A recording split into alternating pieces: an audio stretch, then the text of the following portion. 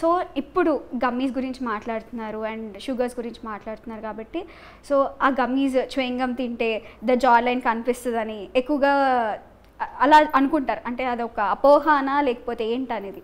అలా ఏం లేదండి. చాలామందికి చూయింగ్ గమ్ తినే హ్యాబిట్ ఉంటుంది. బికాజ్ ఎప్పుడైనా ఇంటర్వ్యూస్కి వెళ్తున్నా ఆర్ ఎవరినైనా కలవడానికి వెళ్తున్నా కొంచెం mouth freshener is very good అన్నట్టు ఫీల్ అవుతారు. బట్ గుర్తుపెట్టుకోవాల్సింది ఏంటంటే హ్యాపీడెంట్ వైట్ లాగా మీ టీత్ ఆ గమ్ యూజ్ చేయడం వల్ల వైట్ అవ్వవు ఆర్ మీకు దానివల్ల యూజ్ ఏమి ఉండదు.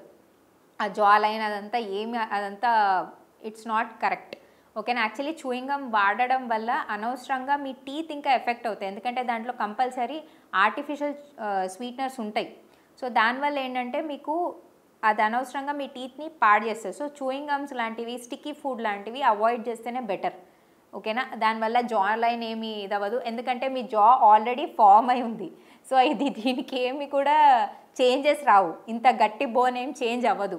సో చూయింగ్ గమ్ యూజ్ చేయడం వల్ల అలా అవుతుందని జా లైన్ కొంచెం మీ బకల్ ఫ్యాట్ తగ్గుతుంది. అంటే ఈ చీక్ ఫ్యాట్ అనేది మేబీ తగ్గుతుంది. బట్ అది మీరు face yoga or face exercises ఉంటాయి కదా, అవి చేస్తే కూడా మీ చీక్స్ కొంచెం తగ్గి మీ జా లైన్ అవన్నీ కనిపిస్తుంది. సో జా ఏమి చేంజ్ అవ్వదు. సో అనవసరంగా చూయింగ్ గమ్స్ కానీ అలాంటి బ్యాడ్ హ్యాబిట్స్ చేసి అనవసరంగా టీత్ని పాడు చేసుకోకండి. ఎందుకంటే దాంట్లో కూడా షుగర్ ఉంటుంది.